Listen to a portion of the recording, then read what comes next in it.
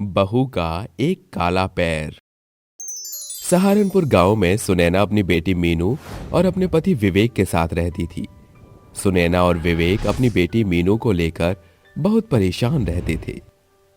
विवेक जी, हमारी मीनू के लिए कोई भी रिश्ता नहीं मिल रहा है। क्या हमारी मीनू ऐसे ही कुंवारी रह जाएगी? नहीं नहीं सुनैना, ऐसा नहीं है। हमारी बेटी तो बहुत ही सुंदर है। हमारी बेटी को कोई भी शादी के लिए मना नहीं कर सकता।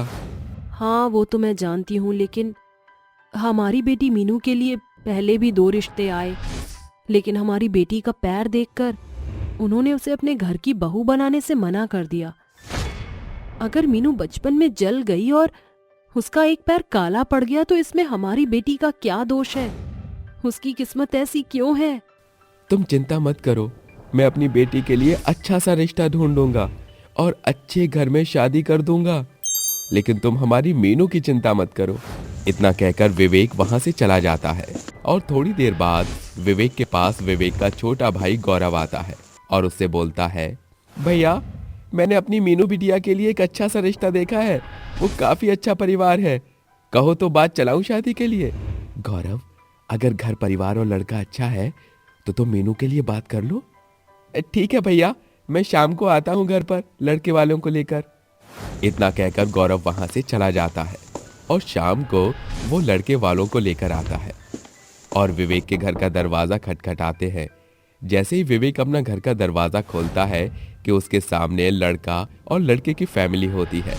लड़का देखने में काफी स्मार्ट और संस्कारी लग रहा था। विवेक उनको घर में आने के लिए कहता है और लड़के वाले घर के अंदर आते हैं। वहीं दूसरी तरफ विवेक अपने कमरे में जाकर सुनैना से बोलता है, सुनैना, बाहर लड़के वाले आए हैं। मीनू को अच्छे से तैयार कर दो और हाँ, ध्यान रखना, ठंड हो रही है, चाहे कुछ भी हो जाए, मीनू का दूसरा पैर इन लड़के वालों के सामने मत आने देना। ठीक है विवेक जी, आप चिंता मत कीजिए, मैं संभाल लूंगी। थोड़ी देर बाद सुनैना मीनू को लेकर अपने घर के हॉल में आती है।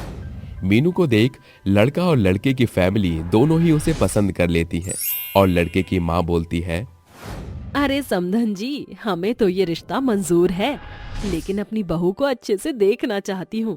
कहीं उसके शरीर पर कोई निशान तो नहीं है? हाँ हाँ, बिल्कुल। सुनैना मीनू और लड़के की माँ को लेकर अंदर कमरे में जाती है। लड़के की माँ मीनू को बहुत अच्छे से देखती है। उसके दोनों हाथ काफी गोरे और सुंदर होते हैं।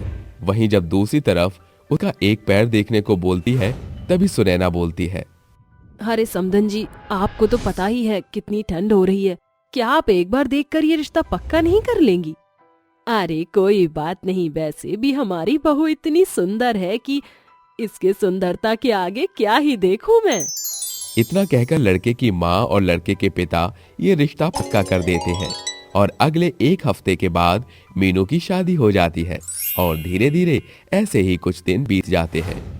एक दिन मीनू अपने ससुराल में पोछा मारने के लिए जैसे ही अपनी साड़ी थोड़ी सी ऊपर करती है, तभी उसकी सास को उसका एक जला हुआ पैर दिख जाता है।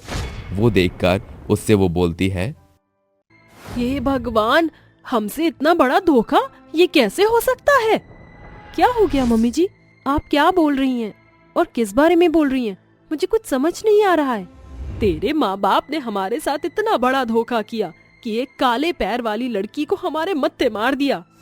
मम्मी जी, मेरा पैर काला नहीं है और ना ही मुझे कोई बीमारी है। मेरा पैर बचपन में जल गया था, जिस वजह से ये दाग मेरे पैरों से अभी तक नहीं गया है। मीनू की सास बेचारी मीनू को बहुत ही उल्टा सीधा बोलती है और अब उसके ऊपर आए दिन अत्याचार करने लग गई। यदि किसी भी चीज में उसको थोड़ी भी देरी हो जाती, तभी उसकी सास घर में हंगामा कर देती। एक दिन चाय में चीनी कम हो गई कि तभी उसकी सास उससे बोलती है, थू थू थू थू, कितनी गंदी चाय बनाई है। देख तो, इस चाय में चीनी तो है ही नहीं। ऐसी कोई चाय बनती है? अभी मैं दूसरी चाय बना देती हूँ माँ जी, लेकिन आप गुस्सा ना कीजिए। तू मेरे घर का विनाश करने आई है क्या? और बहू होती हैं कि सब चीज बचाती हैं, और तू है कि हर चीज लुटा रही है। रुक तू, अभी मैं तुझे अभी बताती हूँ। इतना कहकर मीनू की सास गरम चाय में उसकी उंगली डालने लगती है कि तभी मीनू का पति वरुण वहां पर आ जाता है। ये सब देख वरुण को गुस्सा आता है और वो अपनी माँ से बोलता है, माँ तुम ये मीनू के साथ क्या कर रही हो? अरे तुम सास हो या कोई दुश्मन? कोई भला अपनी बहू के साथ इतना गलत करती है? आखिर तुम इसके साथ ऐसा क्यों कर रही हो? बेटा तुझे नहीं पता, इसके माँ बाप ने हमारे साथ धोखा किया है। और देख तो इसका एक पैर जला हुआ है, पता नहीं कौन सा रोग लेकर आई है ये। माँ भूल मत, ये मेरी पत्नी है, इस घर की बहू है। मुझे इसकी सच्चाई के बारे में सब पता था, तो तुम मुझे मत बताओ। और हाँ, अगर ये यहाँ से गई तो याद रखना तेरा बेटा भी तुझसे दूर हो जाएगा, क्योंकि मेरी पत्नी मेरे बच्चे की माँ बनने वाली है। मैं उसको कहीं भी नहीं जाने दूंगा। उसके बेटे को ये बात कहते हुए सुन मानो उसकी माँ के ऊपर पहाड़ टूट पड़ा और अब उसे अपनी गलती का एहसास हो जाता है और अपनी बहू से माफी मांगने लगती है। बहू मुझे माफ कर दे, मुझे नहीं पता था कि तू मेरे पोते की माँ बनने वाली है। हो सके तो अपनी इस बूढ़ी सास को माफ कर दियो। नहीं मम्मी जी, आप मुझसे माफी मांगकर मुझे शर्मिंदा ना करिए, आखिर आप मेरी माँ ही तो हैं। मीनू के साथ इतना गलत होने के बाद भी मीनू अपनी सास को माफ करती है। ये देख उसकी सास बहुत ही रोने लगती है और उसको रोता हुआ देख मीनू उसे चुप करवाती है और वो अपने ससुराल में खुशी से रहने लगती है।